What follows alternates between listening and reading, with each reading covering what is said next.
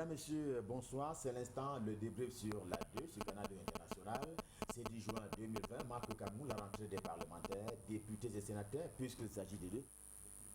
Les hémicycles en faveur de la session à tout le monde ordinaire du mois de juin en contexte de la pandémie, la Covid-19 et d'ailleurs un retour des sessions aux multiples enjeux dont l'adoubement ou pas de la rectification de la loi des finances n'est pas le moindre.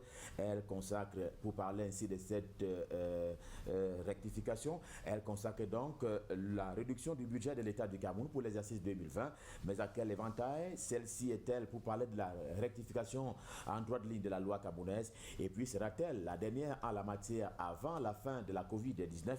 Eh bien, capacité de l'économie camerounaise en question pour éviter à la fois l'inflation, mais également une éventuelle récession dont on parlait déjà. En tout cas, c'est une opinion qui est répandue depuis quelque temps au Cameroun, depuis que le Cameroun justement lutte contre la Covid-19.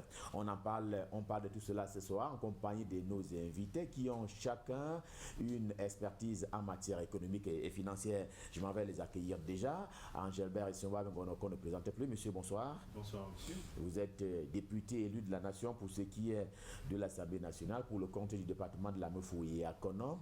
Vous êtes un communicant du RDPC, le Rassemblement démocratique du peuple camerounais. Alors, première vue comme cela, c'est un peu ça à quoi on s'attendait. Il y a eu une opinion qui a été émise au départ, à savoir qu'il allait y avoir un impact économique et financier sur les États, sur les économies globalement. Et bien finalement, le Cameroun qui fait comme les autres pays. Oui, parce que la pandémie qui s'impose à nous est une pandémie globale.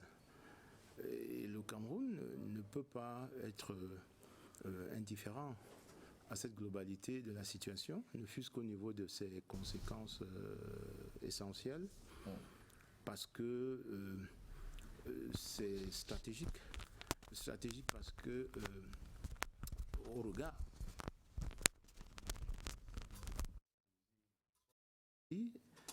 soit au risque de contamination, c'est-à-dire la population entière du pays. Stratégique parce que lorsqu'on regarde les moyens qui sont mis en œuvre pour développer une riposte à peu près convenable et efficace, il faut d'énormes moyens humains, financiers et matériels. Stratégique également parce que ces moyens financiers, humains et matériels doivent être déployés dans une durée qu'on ne peut pas déterminer de façon précise, en raison précisément de la charge des incertitudes qu'accompagne la pandémie. Donc le Cameroun, Dieu merci, a dès le 17 mars, lorsque le premier cas est déclaré au Cameroun, pris un certain nombre de mesures qui visaient précisément à garantir l'efficacité des trois fonctions essentielles de tout système national efficace dans le cadre d'une riposte, à savoir une prévention civile ouverte, disponible, souple, qui aille le plus près possible des populations, une prévention sanitaire qui permette de détecter rapidement ceux qui sont infectés, qu'ils fassent ou non la maladie, et un dispositif de soins à la fois curatif et palliatif qui permettent de faire en sorte qu'il y ait le moins de létalité possible, c'est-à-dire le moins de morts possible. Et je crois que les ratios de morts par rapport au nombre de personnes infectés, déclarés infectés, qui accèdent aux hôpitaux, montrent très bien que de ce point de vue, il y a une efficacité certaine. Le point qui nous préoccupe et qui devrait préoccuper tout le monde est bien celui de la prévention civile, parce qu'on voit que malgré un certain nombre de mesures très claires édictées par le gouvernement sur l'initiative de l'Organisation mondiale de la santé et de la nécessité de riposter au plan civil, le Cameroun a choisi un modèle de riposte qui suscite l'adhésion volontaire des populations. On constate parfois une insouciance. On voit des gens utiliser le matériel qu'on leur donne pour se protéger à d'autres fins. Souvenez-vous de cet incident de ce monsieur qui transforme le seau de récupération des eaux sales en seau de chantier. Il y a une sorte d'indiscipline. Les gens continuent à sortir sans leur masque. Les gens continuent à se rassembler à plus de 50 sans respecter la distanciation sociale. Les automobilistes continuent, notamment ceux qui font surcharger des taxis, les motos. Essentiellement économique. Donc, attendez, tout ça est important parce que c'est lié. Et tout ça montre que nous n'avons pas encore pris individuellement ou collectivement, selon le cas, conscience de ce que la maladie est là. Et c'est un souci en ce qui concerne cette prévention. Et vraiment, c'est chaque fois que vous nous donnez l'occasion, nous la saisissons pour rappeler qu'il faut continuer à respecter ces mesures barrières parce que les pays qui s'en sortent bien, jusqu'ici, ceux qui ont réussi à conjurer la pandémie sont ceux où les populations ont été extrêmement disciplinées. Docteur Ariel Yitidem, bonsoir. Bonsoir. Économiste, enseignant et consultant ici et là. Premier regard sur la forme. Angèle, c'est moi-même qu'on a fait un exposé pour montrer que il y a la protection civile qui accompagne les mesures gouvernementales et que cela pourrait avoir un impact, on le verra tout à l'heure, sur la question précise de l'économie. Alors, est-ce que le président camerounais a agi trop tard ou il a agi à temps comparativement aux autres pays qui ont pris des mesures, un certain nombre de mesures à caractère économique très tôt, si tôt après que la pandémie ait été déclarée sur leur sol? Quand vous dites est-ce que le président a agi très tard, vous parlez de quelles mesures? Parce qu'il y a eu des mesures. L'ordonnance, vous parlez de l'ordonnance qui porte l'identification de la loi des finances. D'accord. Alors, l'ordonnance a été signée le 3 juin. Elle modifie la loi de finances de 2020. Alors qu'il y a eu deux vagues de mesures présidentielles qui ont été dictées et mises en œuvre, celle du 17 mars 2020 et les mesures du 30 avril, si je m'abuse, 2020. Alors, c'est difficile de dire si c'est très tard. On ne pourrait pas dire que c'est très tard, mais il faut dire qu'on était dans une situation d'urgence. Il fallait aller très vite. Et je profite de l'occasion pour dire ceci. La situation est grave. Et c'est en temps de crise qu'on a besoin d'expertise avérée. Ce n'est pas encore le cas, selon quand je regarde, par exemple, comment le parti au pouvoir mobilise ses experts pour défendre ses intérêts politiques lors des jours politiques, des élections, je me dis, c'est ce que le parti devait faire maintenant sur le plan économique. On devait voir sur les plateaux de télévision aujourd'hui ce que le parti a de meilleur en matière économique. Or, j'ai des gens haut placés dans l'appareil étatique qu'on pourrait soupçonner d'être dans le parti, qui sont des économistes de haut vol, que je ne vois pas au front de la scène pour expliquer aux Camerounais. Parce qu'en fait, c'est un travail d'explication, d'éclairage pour éclairer la lanterne des Camerounais. Pour accompagner les Camerounais. Pour accompagner les Camerounais. Dans la compréhension des effets néfastes de la Covid-19. Parce que je dois utiliser une image pour dire que l'économie, le Covid-19 ou la Covid-19 a attrapé, ou bien l'économie a attrapé la Covid-19. C'est pas l'inverse? Non, l'économie est malade, si je peux vous dire comme ça, de la Covid-19.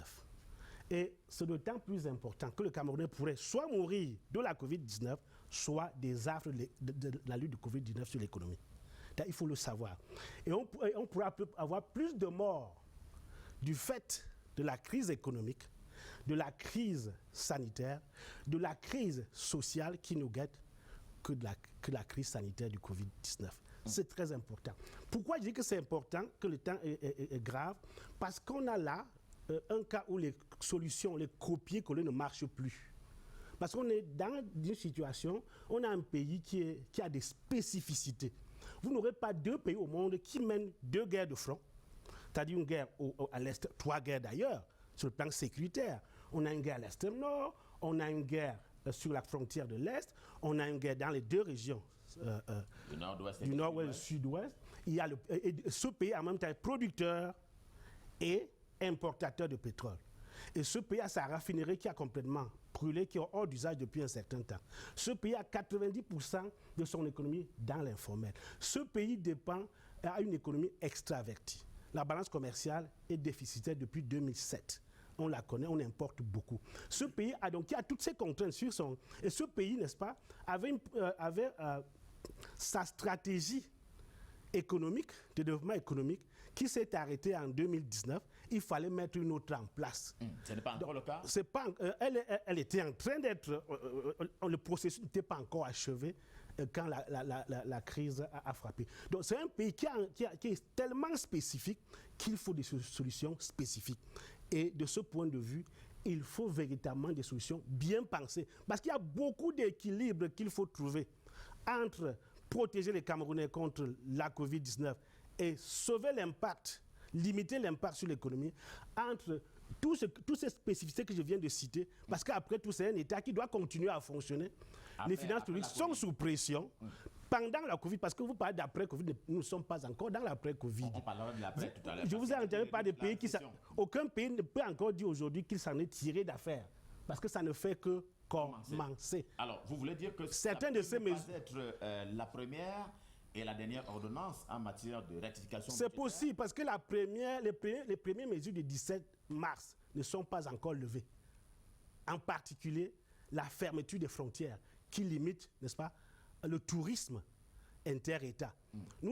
Pour le moment, les entreprises de tourisme ne peuvent compter sur le tourisme interne depuis qu'on a assoupli ces mesures. Le tourisme qui vient de l'extérieur n'est pas encore accessible parce que les États sont encore recroquevillés entre eux. Donc les mesures sont encore en vigueur et ça continue à affecter le secteur touristique, le secteur de transport et ainsi de suite. Shaw Waters, bonsoir. Bonsoir. Vous êtes également économiste. Vous n'allez peut-être pas répondre comme le docteur Ariel Nitedem, mais vous avez l'impression que la crise a trop perduré et on a pris cette mesure-là pour, j'ai envie de dire, assainir l'exécution de la loi des finances et notamment en son pan du budget de l'État. C'est trop tôt, c'est trop tard selon vous? Attendez, quand le pouvoir... Il faut bien dire que c'est l'un des enjeux de la session parlementaire qui s'ouvre demain. Actuellement, vous savez, quand le pouvoir est hyper centralisé, on ne sait pas quand une loi peut être rectifiée ou bien créée ou bien un projet. Parce que depuis 1982, la majorité des lois sont à l'Assemblée venant de la présidence de la République. Donc, à toute... Le président de la République peut envoyer une loi à l'Assemblée de voter, soit de rectifier. Vous savez qu'en cours d'année, on peut rectifier une loi de finances si les priorités, et redéfinir les priorités si les recettes sont en baisse. Et si ces recettes sont en baisse, ça voudrait dire que l'État dépense plus que lui là. Et en faisant ceci, on va donc redéfinir ces priorités en fonction des ressources que l'État a, qui est le cas actuel. En me posant la question si c'est tôt ou bien c'est tard ou bien c'est à point nommé, je ne sais pas la réponse à vous donner parce que le pouvoir est hyper centralisé et on agit selon les ordres venus de la présidence de la République. Et pour le moment, comme vous savez, le 26 mai 2020, la correspondance venant de la présidence de la République envoyée au MINFI parlait du plan Traînant spécial jeune, qui avait, ce projet avait donné au MINJEC, dans le ministère de la jeunesse et de l'éducation civique. En 2016, qui avait un manquement de financement. Donc, ça va enregistrer près de 763 225 jeunes, où ces jeunes-là ont été financés. Le projet a été financé à 51,06%. Bon, cette fois-ci, le président a pensé beaucoup plus aux jeunes parce que ce sont des crises qui ont été créées par le Covid-19. Donc, l'enjeu ici, c'est le plan Traînant spécial jeune. Mais le ministre de la Jeunesse et de l'Éducation civique, justement, qui a fait ces précisions-là, il a dit que le plan triennal jeune, en son plan de financement, ne sera pas touché. En tout cas, les autorités compétentes ont veillé à ce que le financement des jeunes ne soit pas du tout touché. Tout l'argent qui avait été prévu pour accompagner ces plans n'a pas du tout été touché. Et à terme, c'est 1 500 000 jeunes qui devraient bénéficier de l'accompagnement du gouvernement d'ici à quelques années. Donc, c'est la précision que je voulais faire pour dire qu'il n'y a pas eu d'impact sur le plan triennal jeune. Bon, je me base sur la correspondance du 26 mai 2020, envoyée par le SGPR au MINFI. Il faut reconduire le plan Traînant spécial jeune. Et cela a été reconduit. tant mieux. Très bien. Angèle Souba Bengono, quels sont les secteurs qui vont devoir se voir amputés, qui ont été touchés? Pourquoi cette préférence et pourquoi pas l'autre? Je crois qu'il faut d'abord faire deux précisions. La première, c'est que le débat que nous essayons de tenir ici n'a rien à voir avec la concentration du pouvoir entre les mains du président de la République. Parce que, en ce qui concerne l'exécution du budget, vous le savez, la possibilité de modifier la loi de finances initiale est consacrée par une réglementation communautaire. C'est une directive de la CEMAC qui date de 2011, qui donne la possibilité au gouvernement d'apporter des modifications à la loi de finances initiale. Donc, on peut même dire que le président de la République est dans une situation de compétences liées.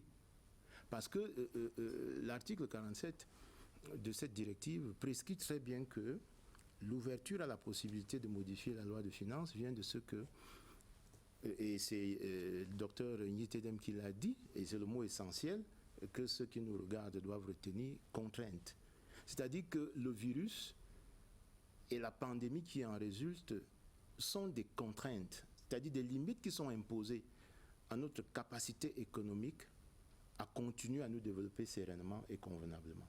Ça veut dire quoi? Ça veut dire que lorsque vous avez une contrainte sur vos recettes, la contrainte pèse telle que vous êtes obligé de réduire vos dépenses. Et cela résulte du fait que, dans ce cas précis, nous avons affaire à un virus qui arrive, qui n'a pas été prévu, parce qu'en décembre, lorsqu'on vote la loi de finances 2020, personne ne parlait de ce virus. Donc, il y a un côté imprévisible, même si l'acte prévisionnel qu'est le budget a vocation à prévoir, y compris l'imprévisible. Ça, c'est le premier point. Le deuxième point, c'est que le virus se développe dans ses effets de façon irréversible et dans la durée.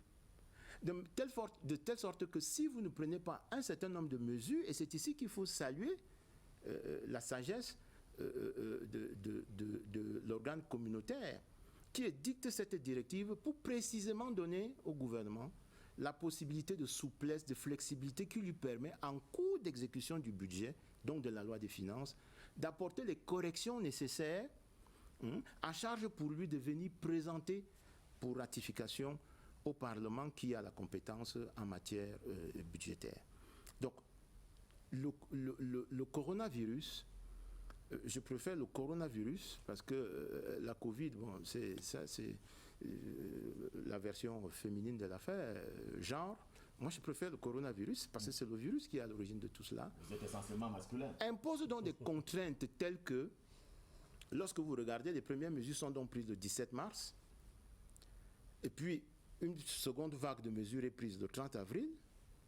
Nous sommes demain le 17 juin, nous serons à 3 mois. On ne peut pas dire que le gouvernement ou le président de la République ait agi en retard. Ça, c'est le premier point. Le deuxième point, le troisième, s'il vous plaît, c'est que la loi de finances 2019 elle-même avait déjà donné au président de la République, dans ses articles 58, 59, 60 et 61e, la possibilité de modifier un certain nombre de dispositions financières, fiscales et douanières pour précisément corriger l'impact négatif du contre-coup de l'ouverture de l'économie, de la situation de mévente du pétrole, le docteur en a parlé tout à l'heure, de la mévente d'un certain nombre de produits d'exportation, de l'abondance de produits d'importation qui donne un effet négatif à notre solde budgétaire. Donc, cette loi habilite donc le président. Ce n'est pas qu'une autorisation de faire ou d'agir. L'habilitation confère au président de la République la capacité juridique de prendre des mesures qui produisent des effets comme la loi elle-même. Et c'est pour cela que lorsqu'on fait le rappel de toutes les mesures depuis le 17 mars justement, vous voyez que le président agit dans un timing qui lui permet de soumettre le plus rapidement possible, selon la loi et conformément à la loi, cette ordonnance à la session ordinaire du Parlement qui suit. L'ordonnance est signée le 3 juin. La session qui suit commence le 10 juin. conformément donc à la loi, on peut déjà dire ici que cette ordonnance sera à l'ordre du jour de la session de juin. Donc, je conclus, si tu permets, je conclus en disant que il y a un mot-clé, puisque nous parlons donc d'économie.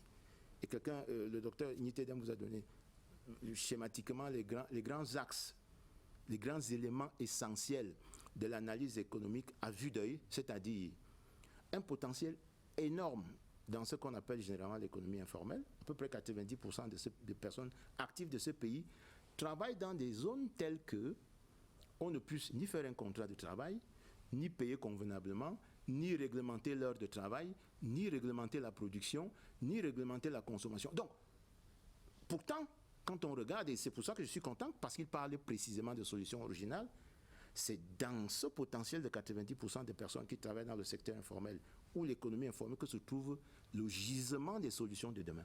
Très bien. Maintenant, je vais en emprunter à une question que je vous ai posée tout à l'heure pour la répercuter au docteur Ariel Nitedem. Quels sont les secteurs qui sont touchés par cette rectification budgétaire? Est-ce que c'est les grands projets structurants? Est-ce qu'on va réduire les dépenses de fonctionnement? Si oui, dans quel secteur? Concrètement, qu'est-ce qui a été touché? Qu'est-ce qui devrait être touché? Et dans quel objectif?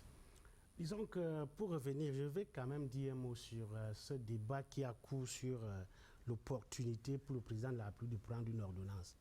C'est en toute légalité qu'il le fait. On sait que le budget, autant que la monnaie, relève du domaine de la loi.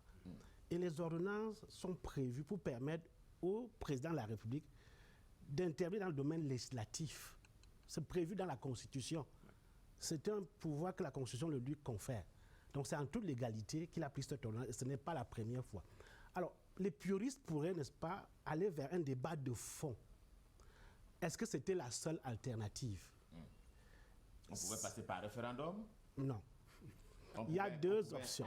On pouvait demander l'avis des parlementaires en amont? Justement, il y a deux options. Quand on doit faire un collectif budgétaire qui était amplement justifié dans ce cas, tous les équilibres budgétaires étant rompus, le président de la République ne pouvait pas ne pas aller vers un collectif budgétaire. Il a pris ses responsabilités. Mais il y avait deux options. Soit il passait par une ordonnance comme il l'a fait, soit il envoyait, ou il proposait à l'Assemblée un projet de loi de finances rectificative. Et là, ça permettrait d'avoir plus de légitimité. Parce que ça passe devant la représentation du peuple. Ça suit le même trajet que celui que la loi de finances initiale suit au Parlement. C'est-à-dire que ça arrive sur la table de l'Assemblée, le président convoque la conférence des présidents, ça va à la commission des lois des finances, la commission du budget et des finances, qui, n'est-ce pas, considère, qui reçoit les ministres, qui viennent défendre, n'est-ce pas, les modifications proposées, et après ça va en plénière pour être voté par toute la Chambre. Vous voyez que ce processus rend l'acte beaucoup plus légitime. Donc c'est ça le débat de fond. Alors pourquoi le chef d'État a choisi justement... Pourquoi le choix, pourquoi cette préférence, alors que le RDPC dont il est président national dispose quand même de la majorité à l'Assemblée nationale? Il n'y avait donc pas de doute que le texte ne passe pas. Pourquoi cette préférence? Alors est-ce que le chef d'État a voulu aller plus vite parce qu'on est dans l'urgence? Peut-être. Parce qu'on est dans l'urgence et l'urgence commande qu'on aille plus vite. Mais ce sera la même Assemblée nationale qui oui, va quand j'ai décliné... le même délai. Quand j'ai décliné le processus, vous voyez bien que ça prend un certain temps. Ça pourrait prendre 2 semaines. Parce qu'en fait, quand le projet de loi de finances rectificative est validé par les députés, ça repasse sur le chef d'État pour qu'il promulgue, pour que ça devienne une loi. Alors ça peut prendre un certain temps. Mais je dis bien, il y a ce débat qui existe, qui est un débat de fond, parce qu'en réalité, les ordonnances sont supposées être utilisées dans l'intersession, enfin entre 2 sessions parlementaires. Si on veut rester puriste, c'est utilisé entre les 2 sessions parlementaires. Et dès que l'ordonnance est signée, elle est exécutable. Elle n'a pas besoin de passer devant le Parlement pour être exécutée. Elle n'est soumise au Parlement que pour ratification plus tard. Et la ratification, n'est-ce pas, n'affecte pas l'application de l'ordonnance. Puisque donc, depuis la signature de cette ordonnance, elle est rentrée... Absolument. Alors, à quoi ça sert? Est-ce que ce n'est pas un débat de forme? On a envie de dire que l'exécutif, une fois encore, a eu de la priorité sur le législatif. Oui, mais certains vous diront que le chef d'État lui-même, le président de la République, est élu par le peuple, donc il est légitime. Bon. On dit que c'est une légitimité. On le dirait. Bon, voilà, Oui. donc c'était un débat. Mais il y a quand même un déficit de légitimité quand on passe par une ordonnance. Il faut le dire. C'est important de le souligner. Oui.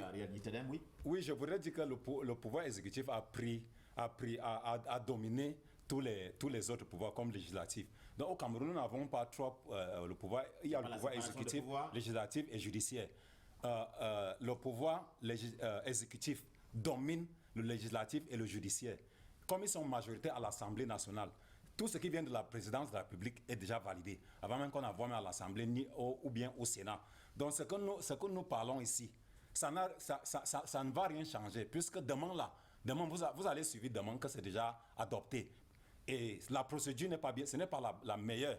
Dans un pays démocratique, ce n'est pas comme ça que les choses se passent. Tout doit d'abord commencer à l'Assemblée nationale, renvoyer donc à l'exécutif. L'exécutif doit être indépendant, mais ce cas où nous parlons, l'exécutif n'est pas indépendant de la législature et du judiciaire. Maintenant, ça devait quitter plus tôt. On devait donc inverser, ça devait quitter plutôt de l'Assemblée. C'est la procédure inverse qui aurait dû être la meilleure. Voilà. Puisque je vous ai dit que la décentralisation a échoué, le pouvoir est hyper centralisé. Tout vient de la présidence de la République. Ils sont majoritaires à l'Assemblée nationale. Les ponts sont construits sur les papiers. Les routes sont goudronnées sur les papiers. Et les écoles sur les papiers. Nous ne sommes pas clairs. On n'est pas trop clairs. Bref, le système est verrouillé. C'est ce que je voudrais dire. Ce que nous savons, c'est que c'est déjà fait. Et quand le président a déjà envoyé, il a déjà donné son OK. Tentez alors à l'Assemblée nationale de ne pas valider, voir ce qui va arriver demain quand on va faire le prochain remaniement. C'est ce que je voudrais préciser. Que ici, tout ce que nous disons ici, là, ça ne va rien changer. Je vous pose ma question. Quels sont les secteurs qui sont touchés par cette Vous voyez, rectification? Gisela, vous ne pouvez pas soulever des problèmes qui créent la confusion dans l'esprit de ceux qui nous regardent et vous voulez entrer dans les secteurs. Vous avez soulevé un problème de fond. Le docteur vous a même dit que c'était un problème de fond. Mais moi, je crois qu'il faut qu'on devienne sérieux. Il a dit qu'il y a un moyen qui était plus légitime à ses yeux. Il a même ajouté que les ordonnances... Il y a un qui était plus légitime. Pas plus légitime. Dans ce cas-ci, la légitimité vient après la légalité. Parce que c'est d'abord la loi. Il a même dit que c'est conformément à la Constitution et à la loi. Donc, ça ne peut pas... Il n'y a pas de débat de légitimité. Ça, c'est le premier point. Le deuxième point, c'est que nous parlons bien de la loi des finances de 2020. Et je lis son article 68e qui dit les ordonnances visées aux articles 58e, 59e et 60e ci-dessus sont déposées au bureau de l'Assemblée nationale et du Sénat aux fins de ratification à la session parlementaire qui suit leur publication. La ratification. Or, précisément, docteur, le président a agi dans l'intercession, puisqu'il signe son ordonnance le 3 juin. Nous ne sommes pas en session. À 7 jours. Attendez, monsieur. C'est quand même l'intercession. Vous voyez, je vais tout simplement. Non, attendez, nous sommes dans l'intercession. Tout à fait, oui. Vous avez bien dit l'intercession. Tout à fait, oui. Nous sommes dans l'intercession. Peut-être quand commence l'intercession et quand s'achève? L'intercession commence à la fin de la première session de mars. Jusqu'à la prochaine session. Oui, bien sûr. La deuxième session commence en juin. Alors, le président agit le 3 juin. Et la loi de finances à laquelle il apporte des modifications, lui fait obligation de soumettre son ordonnance à la session qui suit. Absolument pour ratification. Donc, celle de juin. Très bien. Ça, c'est le premier point. Le deuxième point, c'est que... Je vous relance. Quel en est l'impact? Quelle en est l'importance sur le plan de l'ordonnancement juridique? L'importance sur le plan de l'ordonnancement juridique, c'est que le président agit dans une situation, je vous ai dit, de compétences liées, c'est-à-dire qu'il n'a pas de choix, parce qu'une réglementation communautaire à laquelle nous adhérons lui fait obligation, la Constitution lui fait également obligation. La convocation de l'Assemblée nationale en session, qui aurait dû être donc à ce moment-là extraordinaire, c'est que vous ignorez que la session extraordinaire est également réglementée par la Constitution et par le règlement intérieur de l'Assemblée nationale et du Sénat. C'est-à-dire qu'on aurait pris encore 15 jours avant d'agir, puisque c'est le délai. Bon, voilà. Alors, à ce moment-là, donc, l'Assemblée nationale, qui est le législateur, et qui, effectivement, en vertu de l'article 26, est compétente en matière budgétaire et financière, concède au président par la voie de l'habilitation. Or, la loi des finances, dans son esprit de façon globale, est même déjà dans l'esprit de l'habilitation, parce qu'il s'agit de faire quoi? Une loi de finances habilite à aller recouvrer l'impôt, à le liquider et à le recouvrer. Une loi de finances habilite les pouvoirs publics à dépenser. Une loi de finances habilite les pouvoirs publics à s'endetter. Une loi de finances habilite les pouvoirs publics à structurer l'économie, parce que ça, c'est la fonction économique du budget aussi. Donc, vous voyez que nous sommes dans l'esprit général de l'habilitation. Et les dispositions des articles 58, 59, 60 et 61 sont bien des dispositions de l'habilitation. Et je vous ai dit qu'ici, c'est donc l'exception qui confirme qu'en fait, le vrai pouvoir législatif, c'est le Parlement qui le détient. Mais exceptionnellement, et compte tenu des contraintes, il le concède au président de la République. D'ailleurs, le règlement de la directive de la CEMAC parle de décret d'avance.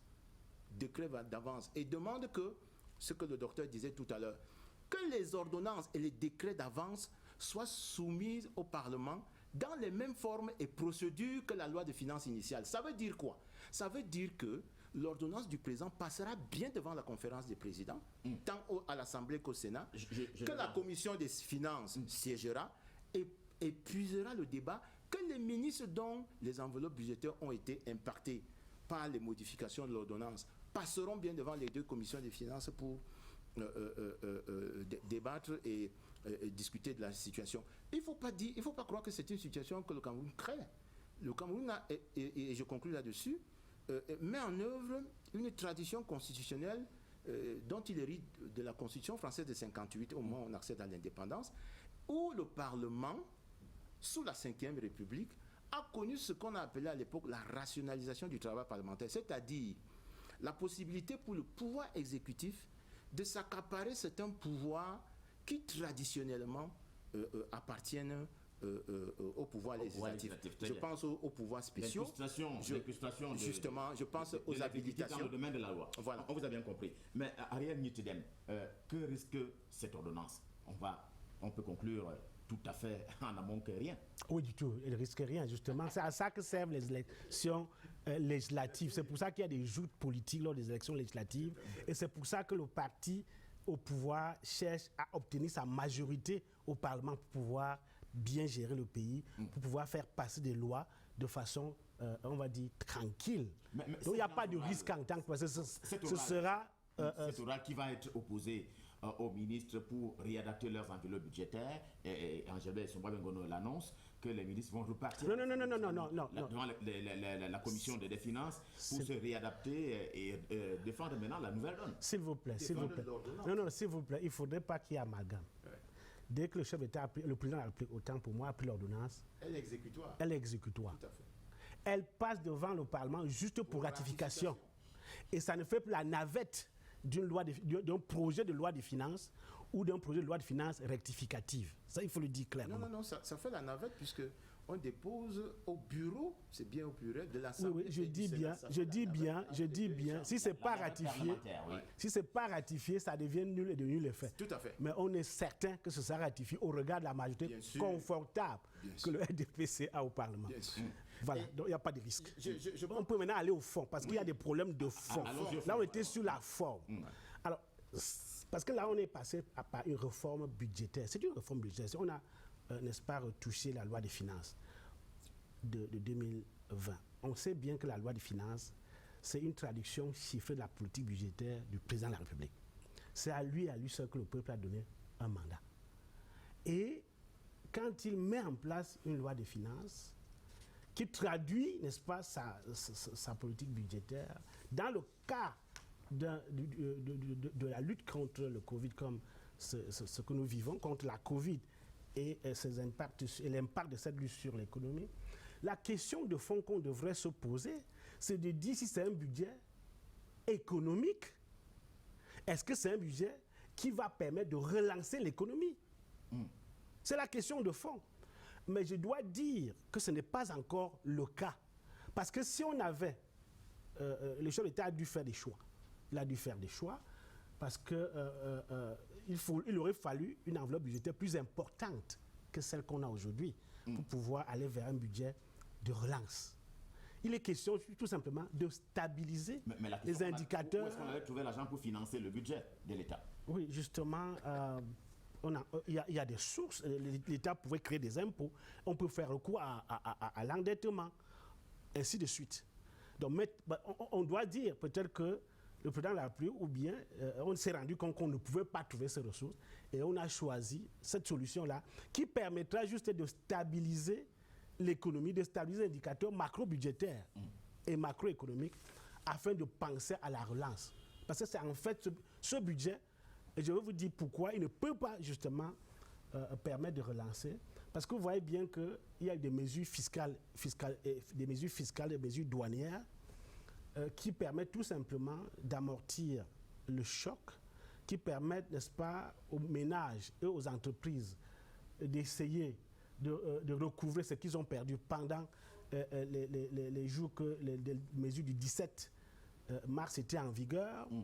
Et au-delà de ces mesures fiscalo-douanières, on ne voit pas une nouvelle injection de liquidité, n'est-ce pas, pour booster la production, la distribution et la consommation. Parce qu'en fait, comme j'aime bien le dire, il faut bien comprendre la différence qu'il y a entre cette crise, la crise du coronavirus, et la crise de 2008. La crise de 2008, c'était une crise financière qui, n'est-ce pas, s'est transférée dans l'économie, qui a attaqué l'économie, qui, n'est-ce pas, est partie, n'est-ce pas, des marchés financiers, des marchés boursiers, pour enfin impacter l'économie. Alors que la crise du coronavirus a impacté l'économie réelle. Ça a impacté la production, la distribution et la consommation. Ça a impacté la demande comme l'offre. Donc voilà, si malheureusement on n'a pas les moyens suffisants pour justement relancer la production, relancer la distribution. Vous dites, le docteur Ariel Nitedem, ce n'est pas un budget, ce n'est pas une rectification pour relancer l'économie, c'est probablement pour stabiliser l'économie camerounaise.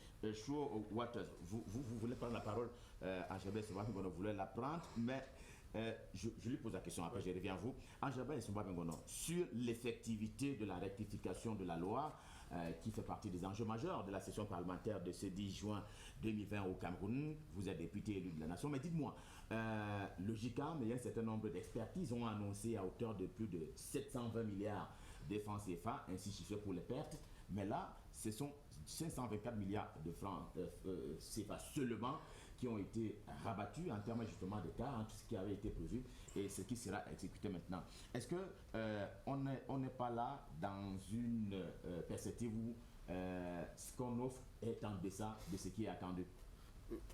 Ce qui est gênant avec le type de crise auquel nous devons faire face, c'est que personne, je vous assure personne, mais alors surtout pas les économistes, ne peuvent nous donner des solutions péremptoires et définitives. C'est pour ça que le GICAM, c'est l'organisation des entreprises qui certainement constate un certain nombre de choses dans les chiffres d'affaires. Le docteur Nitedem parlait tout à l'heure de l'économie réelle. Donc un certain nombre d'entreprises qui sont dans la production, dans la distribution, dans le tourisme, on en parlait tout à l'heure, ont dû fermer. Et donc dans la réalité, voilà l'impact. Et le chiffre du GICAM, moi je ne le mets pas en doute. Mais ici, le président apporte une réponse qui n'a pas vocation à relancer l'économie, je suis d'accord. Mais elle a vocation à atténuer l'impact économique de la crise sanitaire. Parce qu'il faut d'abord dire que nous sommes dans une situation de crise sanitaire qui impacte donc durablement les agents économiques, qu'ils soient du secteur primaire, du secteur secondaire, du secteur tertiaire, qu'on soit de la production, qu'on soit dans la consommation. Donc nous sommes tous concernés. Et à ce niveau, les pouvoirs publics prennent leurs responsabilités en disant, OK, nous avons pris un certain nombre de mesures de restriction le 17 mars. Nous prenons une vague de mesures qui sont maintenues. Vous savez que ça a été reconduit de 15 jours encore. Et le président prend encore des mesures à vocation économique, 9 mesures, qui ont pour but de soutenir un certain nombre de secteurs qui ont tout de suite, dès les premiers jours de la crise, manifesté une léthargie absolue. Je pense à l'hôtellerie. Il parlait tout à l'heure de la dimension d'ouverture. Vous savez que les frontières sont encore fermées, donc ce n'est même pas la peine de parler de ceux qui font dans la vente, dans les services comme la vente des billets d'avion et autres, parce qu'il n'y a pas du tout moyen de placer le moins de billets. Ça fait que si le tourisme intérieur, par exemple, n'est pas suffisamment actif pour alimenter les établissements hôteliers et les établissements de tourisme en consommateurs, nous avons un problème. Donc, c'est à ce type de dysfonctionnement du système que nous avons à faire. Donc, les mesures qui sont prises ont pour but de faire en sorte que, du point de vue de la fiscalité, qu'un certain nombre d'agents économiques ou d'opérateurs économiques ressentent ça comme un desserrement d'une sorte d'étau fiscal, entre guillemets.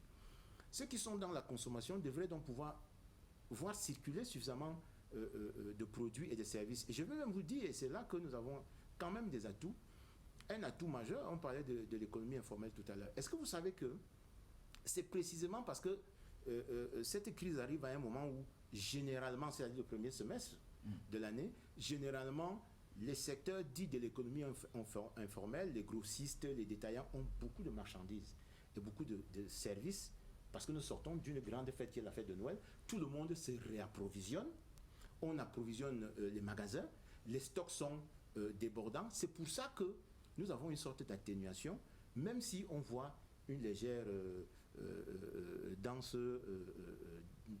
difficile des prix sur certains marchés. Vous voyez donc que c'est précisément parce que ces branches ou alors ces segments de la distribution et de l'économie ont la possibilité de rendre des services, la possibilité de vendre, la possibilité d'acheter, la possibilité d'écouler un certain nombre de stocks, que nous pouvons atténuer le choc social dont il parlait tout à l'heure et qui peut être désastreux.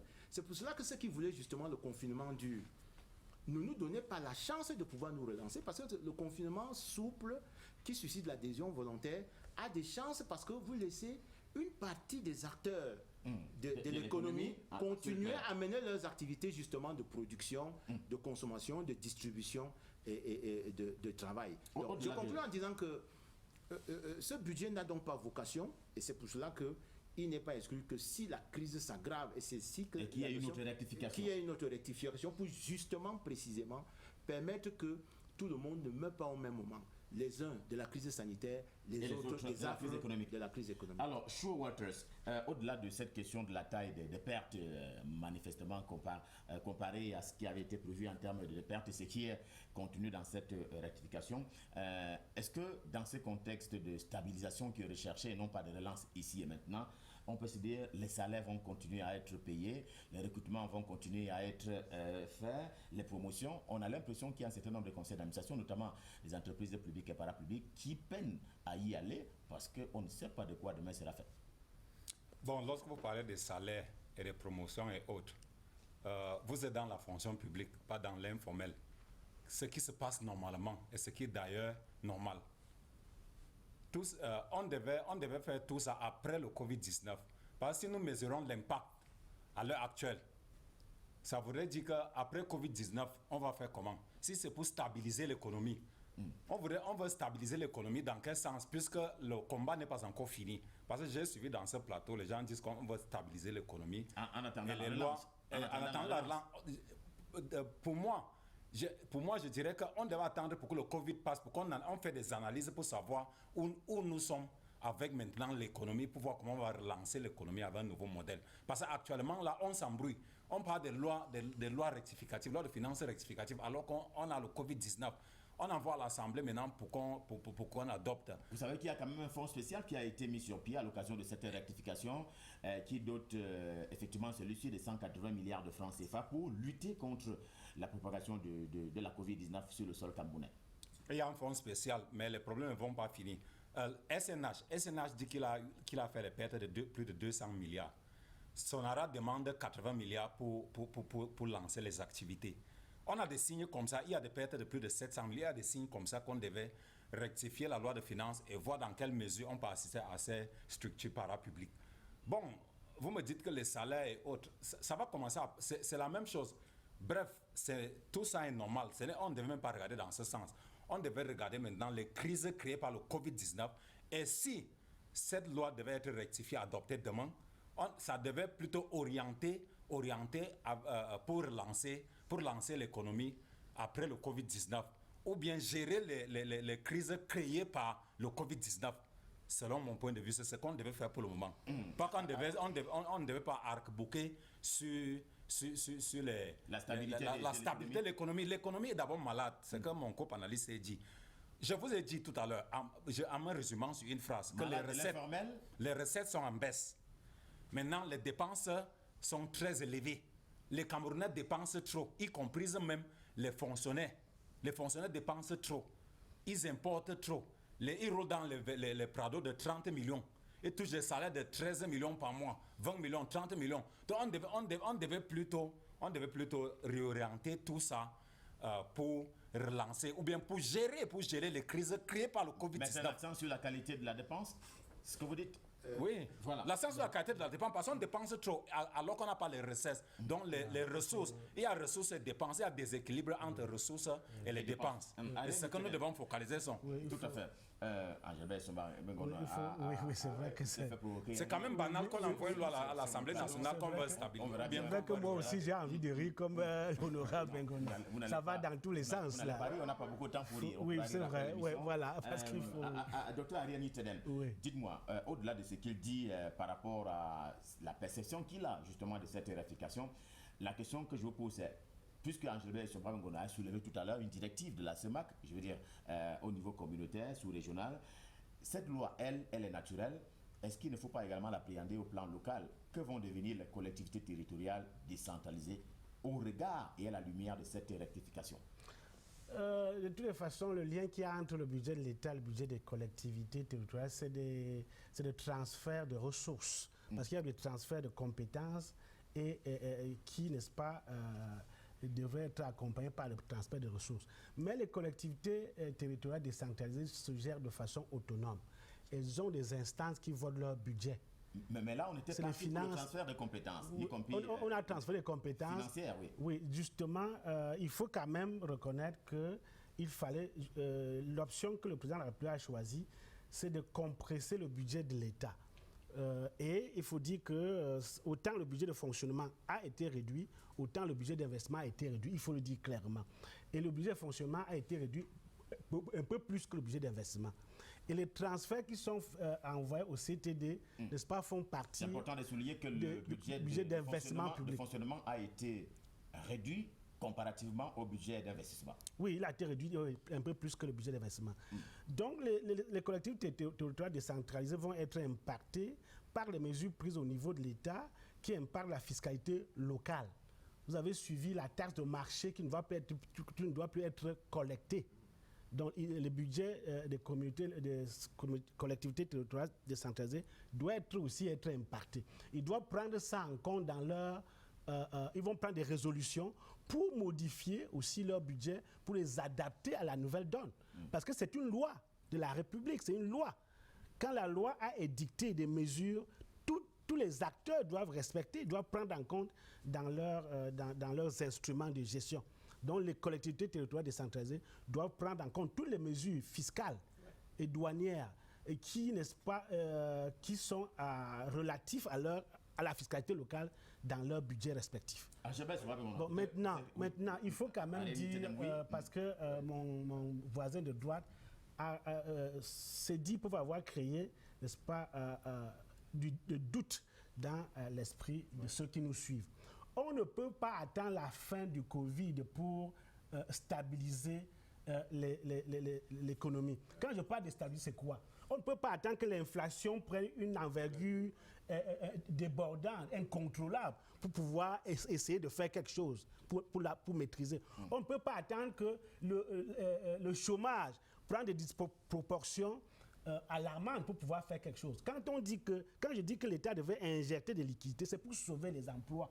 Voyez-vous, quand un hôtel ferme, c'est des emplois perdus qu'il faut sauver.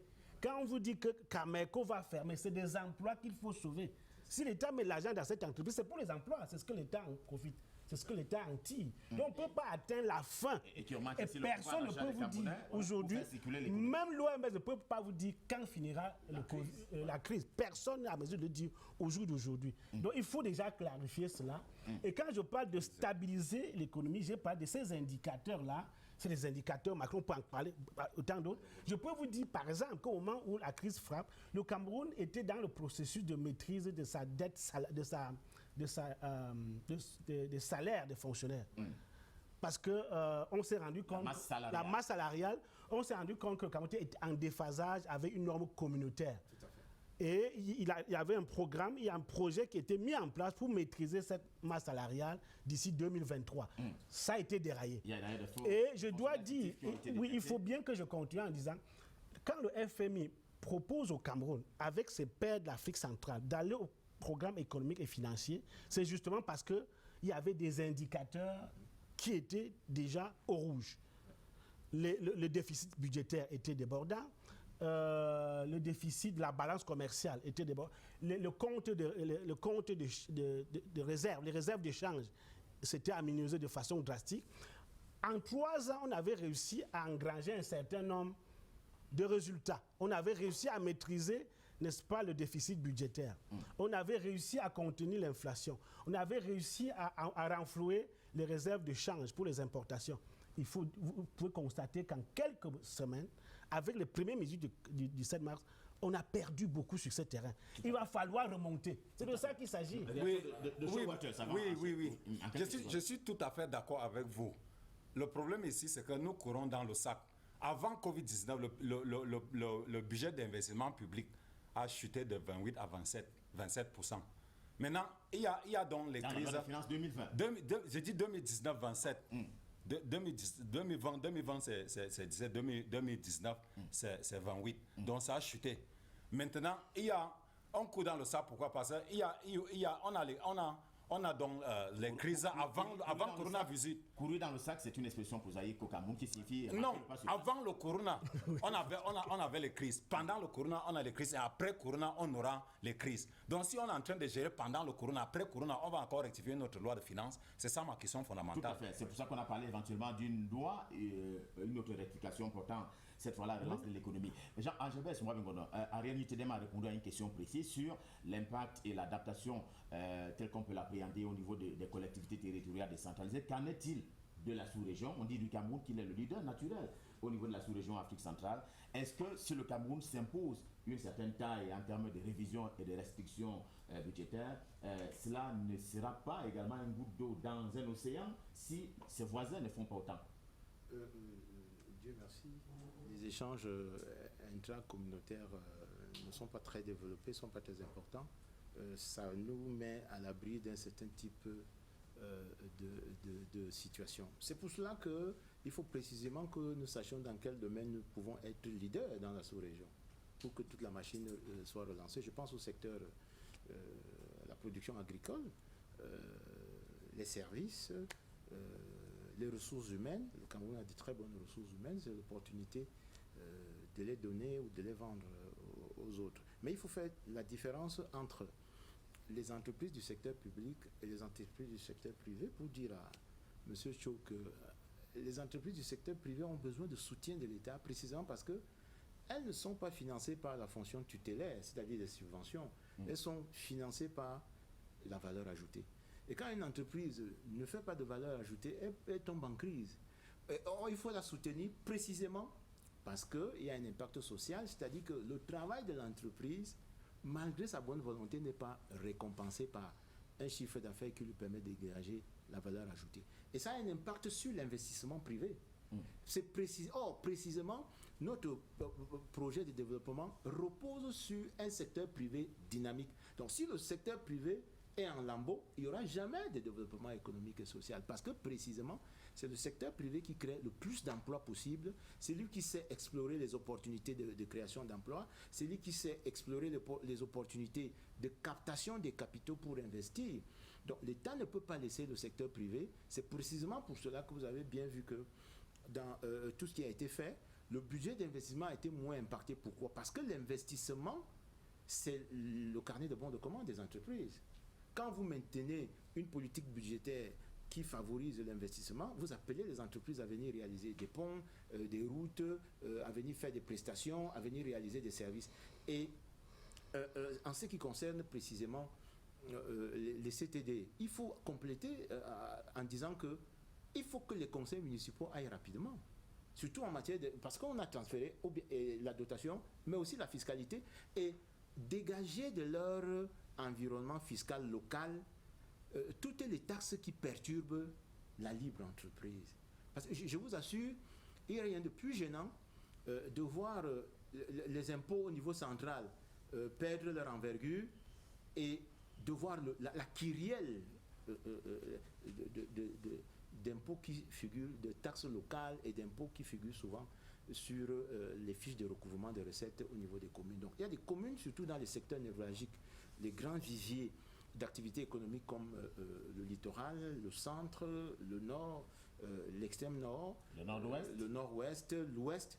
Ce sont les communes de ces zones-là doivent faire extrêmement attention parce que c'est précisément sur elles, en termes de basculement des initiatives, qu'on doit retrouver la fiscalité locale adaptée qui permet aux entreprises de repartir. Et je conclus en disant que, cette prise de parole, en disant que je crains effectivement que tout à l'heure, notre ami Chaud nous amène dans tous les sens, parce que précisément, l'avantage de l'économie ou de la prévision économique, c'est qu'elle sollicite les intelligences pour construire un modèle.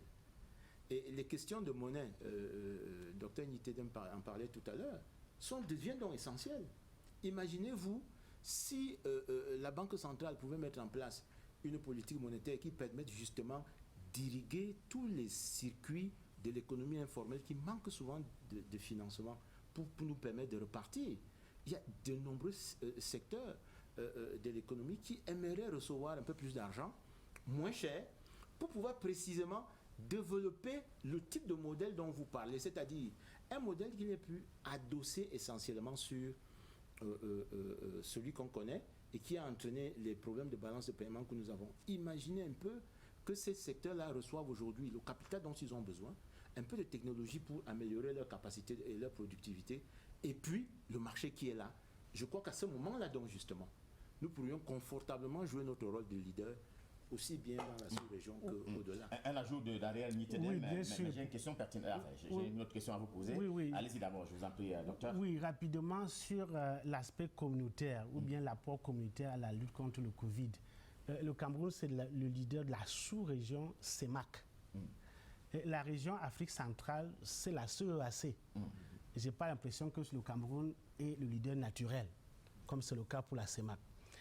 Ça pour dire quoi? Pour dire que la CEAC a vu son conseil des ministres réunir par visioconférence le 3 dernier et ils ont émis, n'est-ce pas, des mesures, ils ont pris des décisions pour une prise en compte commune pour la sous-région, pour la région Afrique centrale. Cela dit, mon ami Bengono vient de parler de quelque chose de très important. Vous savez, la politique économique est assise sur deux piliers, la politique budgétaire et la politique monétaire. Et là, nous ne parlons que de la politique budgétaire depuis. Or, la politique monétaire a une importance cruciale lors des crises, notamment. Et vous voyez, en Europe, allez faire des recherches. Là, on parle de la solution dont on parle là-bas, c'est des drones monétaires. C'est-à-dire qu'en fait, ils vont faire recours à la blanche à billets. Parce que la politique monétaire a ceci de plus d'intéressant, que l'argent qui est injecté dans l'économie pour financer l'économie passe de la banque centrale aux banques commerciales et ensuite aux investisseurs, aux opérateurs économiques. C'est ça qui est intéressant. Ça ne passe pas par l'État, par l'administration. Oui. Donc voilà, et nous manquons, le Cameroun et les pays de la zone franc, des trois zones francs, manquent cruellement cette opportunité qu'ils auraient pu utiliser pour se sortir de cette crise. Donc c'est peut-être l'occasion de dire qu'il est temps qu'on commence à penser à avoir une monnaie qui est la nôtre. Très bien. Le temps nous tient malheureusement à la gauche. Chacun va avoir droit à 30 secondes. Une question au regard de la capacité tel que cela est structuré l'économie camerounaise, est-ce que nous pouvons éviter l'inflation et même la récession qui est redoutée par tout le monde? Question à vous. 30 secondes vraiment à chacun pour que nous ne soyons pas piétinés dans le temps qui nous est imparti. À vous d'abord, Chou Walters, je vous répercute cette question. Est-ce que le Cameroun, au regard de ce qui a été pris comme mesure, peut valablement faire face à l'inflation et à la récession qui est déjà sur les lèvres d'un certain nombre d'opinions publiques au Cameroun et ailleurs? Oui, c'est possible, mais le problème c'est que nous avons déjà un taux d'inflation qui est très élevé. Et si l'État peut procéder à combattre cette inflation, c'est une bonne chose. Mais comment c'est ça la question fondamentale. C'est une affaire à suivre parce que si vous allez au marché, vous allez constater que les prix sont très élevés. Même au niveau des ménagères. Au niveau des ménagères, ils se plaignent. Donc l'inflation, nous vivons l'inflation tous les jours. Si c'est le cas, nous attendons pour voir si l'État peut combattre l'inflation parce que ça existe déjà. Oui. Et si le mécanisme est bon. Optimiste à condition qu'on prenne de bonnes mesures et qu'on écoute les experts. Ouais. Parce que pour éviter la crise économique, il faut, n'est-ce pas, des solutions conjoncturelles, mais des solutions structurelles qui vont, n'est-ce pas, changer ou modifier la structure de l'économie camerounaise. Et notamment aller vers l'industrialisation, vers la production locale, vers la promotion du Made in Cameroun. Même s'il y a 90% de l'informel, en tout cas cela a été dit sur ce plateau. Ben, aller vers plus de formalisation, pourquoi pas? Par ces temps de Covid-19. Alors, Angela Soumavengono, pessimiste ou pas par rapport à la récession? La récession sera constatée au moment où on va constater l'arrêt éventuellement de la crise sanitaire. Donc on ne peut pas en parler maintenant. En revanche, il faut tout faire pour conjurer la hausse des prix qu'on constate aujourd'hui. L'inflation dont parlait Joe Waters. Voilà, pour éviter justement que ce qu'on gagne, les mesures qu'on prend, n'ait un impact négatif dans le panier de la ménagère qui peut entraîner des répercussions sociales ingérables. Donc il faut que les tensions inflationnistes soient supportables parce que si elles deviennent extrêmement fortes, elles peuvent impacter durablement et négativement. Mais je dois dire qu'on ne va pas attendre la fin du Covid pour rentrer dans la récession. Non, forcément. Ça, je suis même d'accord avec vous sur le point de réfléchir de façon structurelle, effectivement, pour mettre en place un modèle qui nous permette de dynamiser le potentiel qu'il y a dans les 80% de l'économie informelle. Messieurs, ce débat ne fait que commencer. Nous sommes encore en plein dans la Covid-19, dont on annonce le pic pour le Cameroun d'ici à la fin du mois de juin en cours. Merci à vous infiniment en souhaitant une excellente rentrée parlementaire à Angela Soumavengono, qui est député de la MEFU à Kono pour le compte du RDPC, communiqué pour le compte de son parti d'ailleurs. Merci infiniment à Joe Walters, l'économiste qui a été également invité à cette table de discussion. Merci au docteur Ariel Mitedem, économiste enseignant dans les universités et aussi consultant en la matière. C'était le débrief. Le rendez-vous de ce soir rentre en gare. Merci à vous de l'avoir suivi. Prenons rendez-vous pour demain pour une autre édition. D'ici à là, restez en compagnie des programmes de Canal International. Bonsoir.